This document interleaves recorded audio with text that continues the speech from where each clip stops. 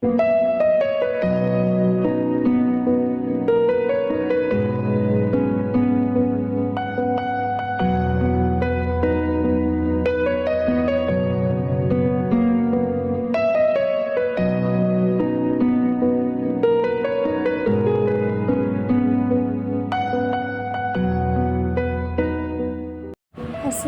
আলাইকুম।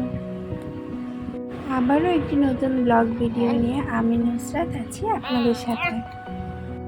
আশা করি যে যেখান থেকে আমার ভিডিওটি দেখছেন আল্লাহর অশেষ রহমতে সবাই অনেক বেশি ভালো আছেন, আর আমিও আলহামদুলিল্লাহ ভালো আছি। আল্লাহর রহমতে আপনাদের দোয়ায় আমার বাবুটা এখন অনেকটাই সুস্থ হয়েছে। বাসায় যেহেতু মেহমান ছিল আর একটু ব্যস্ততার মধ্যেই সময় কেটেছে, তাই কিন্তু সময়ের অভাবে আর ক্যামেরাটাও অন করা হয়ে ওঠেনি, এর জন্য নিয়মিত ভিডিও দিতে পারিনি। আর এখন যখন একটু ফ্রি হয়েছি, তাই ভাবলাম আপনাদের সঙ্গে আবার কিছু ভিডিও শেয়ার করে ফেলি। আর এই যে আমার পাখির ছানাগুলো কিন্তু দেখতে দেখতে খুব তাড়াতাড়ি বড় হয়ে যাচ্ছে। এখানে আমি একটা কাতলা মাছ ভুনা করব, তাই মাছের মাথাটাকে খুব ভালোভাবে ভেজে নিচ্ছি, একদম কড়া করে। আর মাছগুলোকেও আমি আগেই ভেজে নিয়েছি। মাছের মাথাটা যেহেতু একটু বড় ছিল, তাই ভালো করে ভাজা না হলে খেতেও মজা লাগবে না, এজন্য একটু সময় নিয়ে ভেজে নিলাম। এরপর আমি কড়াইতে পরিমাণ মতো তেল দিয়ে তার মধ্যে কিছু পেঁয়াজ কুচি আর কাঁচামরিচ ফালি দিয়ে দিয়েছি। আর আজকে যে রেসিপিটা দেখাবো, এভাবে রান্না করলে কিন্তু কাতলা মাছটা খেতে অনেক বেশি মজার হয়। এই তো এখানে আমি পেঁয়াজ আর মরিচটাকে তেলের সঙ্গে একটু লাল লাল করে ভেজে নেব। আর ভাজা হয়ে গেলে এর মধ্যে সামান্য একটু আদা রসুনের পেস্ট দিয়েছি, 1 চামচের মতো। তারপর একটুখানি পানি দিয়ে আর কিছু টমেটো কুচি দিয়ে এখন মশলার সঙ্গে ভালোভাবে কষিয়ে নিব, যেন আদা রসুনের কাঁচা গন্ধটা খুব ভালোভাবে দূর হয়ে যায়। তারপর আমি এখানে পরিমাণ মতো লবণ, হলুদের গুঁড়া আর মরিচের গুঁড়া অ্যাড করে দিয়েছি। এখন সবগুলো মশলাকে খুব ভালোভাবে কষিয়ে নেব। আর আপনারা যারা আমার ভিডিওটি দেখছেন, আমার ভিডিওর কোনো অংশ যদি আপনাদের কাছে ভালো লেগে থাকে, তাহলে অবশ্যই আমার চ্যানেলটিকে সাবস্ক্রাইব করে দিবেন। আর আমার ভিডিওতে একটি লাইক দিয়ে ভিডিওটি আরও অসংখ্য মানুষের কাছে পৌঁছে দেওয়ার জন্য সাহায্য করবেন। আর এরই মধ্যে যারা এই কাজটি করে ফেলেছেন, তাদেরকে অসংখ্য ধন্যবাদ। এই তো দুপুরে খাবার জন্য এখানে মুরগির গিলা, কলিজা, পা এসব দিয়ে বুটের ডাল দিয়ে রান্না করেছিলাম। সাথে মাছ ভুনা তো ছিলই, আর ছিল করলা ভাজি।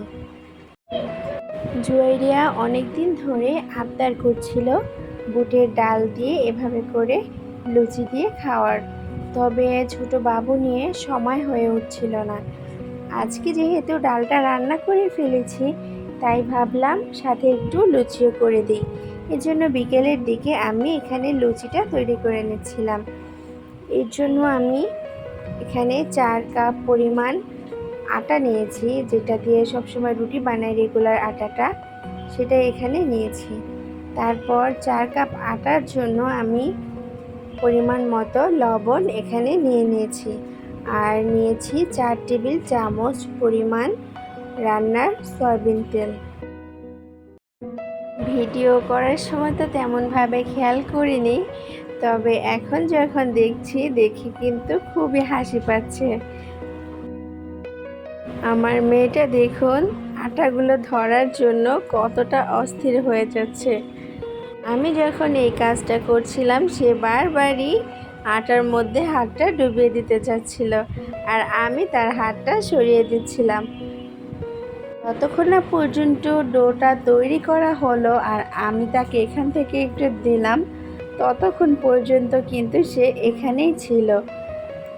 আমি যখনই কোনো নাস্তা বানানোর জন্য অথবা রুটি বানানোর জন্য আটার ডো তৈরি করে থাকি, তখনই এখান থেকে নেওয়ার জন্য বসে থাকে। আর না দেওয়া পর্যন্ত তো কোনোভাবেই শান্ত হয় না। তো ওকে ওর ভাগেরটুকু বুঝিয়ে দিয়ে বাকি আটাটাকে আমি ভালোভাবে মথে নিয়েছি। বেশ সময় নিয়ে কাজটা করতে হবে। এরপরে আমি একটু হাতে হালকা পরিমাণে তেল মেখে আটার গায়ে তেলটা ভালোভাবে চারপাশে লাগিয়ে তারপর এটাকে রেস্টে রেখে দিয়েছিলাম প্রায় 1 থেকে 1.5 ঘন্টার জন্য। এতক্ষণে আটাটা খুব ভালোভাবে সেট হয়ে গিয়েছে। এরপরে আমি আবারও 5 থেকে 6 মিনিটের মতো আটাটাকে ভালোভাবে মথে নিয়ে তারপর আমার পছন্দ মতো লেচি কেটে নিয়েছি। এরপর এই তো দেখতেই পেলেন একটি লেচি নিয়ে হাত দিয়ে কোনো রকম গোল করে সামান্য পরিমাণে আটার গুঁড়ো ছিটিয়ে একটু প্রেসার দিয়ে ঠিক এভাবেই বেলে নিতে হবে। আমি সবগুলো লুচি এভাবে করে বেলে নিয়েছি। আপনারা চাইলে কিন্তু এই কাজটি তেল দিয়েও করতে পারেন। আর এটা কিন্তু খুব বেশি মোটা অথবা খুব বেশি পাতলা হবে না। আমরা সাধারণত পরোটাটা যেভাবে তৈরি করি সেরকম একটু মোটাই হবে।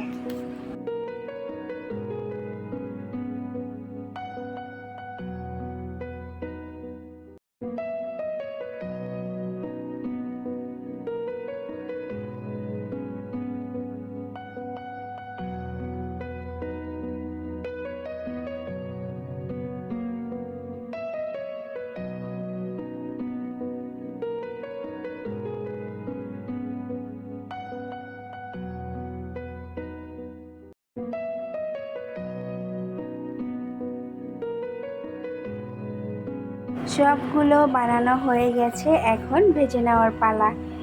আর অবশ্যই কিন্তু লুচি ডুবো তেলে ভাজতে হবে। এই যে দেখুন একটা লুচি ছেড়ে দেওয়ার পরে কিভাবে কত সুন্দর করে ফুলে উঠলো। আর আমার সবগুলো লুচি কিন্তু আজকে একদম ফুলকো ফুলকো হয়েছিল আর একদমই নরম, খেতেও অনেক বেশি মজাদার ছিল। আপনারা দেখে নিশ্চয়ই বুঝতে পারছেন। আমি সবগুলো লুচি একে একে ভেজে নিচ্ছি। আর প্রত্যেকটা লুচি কিন্তু দেওয়ার সাথে সাথে ফুলে উঠছিল। আর এটা দেখতে কিন্তু আমার অনেক বেশি ভালো লাগছিল, কারণ আমি এই প্রথমেই একদম পারফেক্টভাবে লুচি বানাতে পেরেছিলাম। আর এর আগে যতবারই বানিয়েছি হয়তো শক্ত হয়ে গিয়েছে, নয়তো বা ঠিকঠাক মতো ফোলেনি, তবে এবার কিন্তু মোটেও তা হয়নি। আর আপনারাও যদি এরকম ফুলকো ফুলকো নরম লুচি খেতে চান তাহলে অবশ্যই স্টেপগুলো ভালোভাবে ফলো করবেন।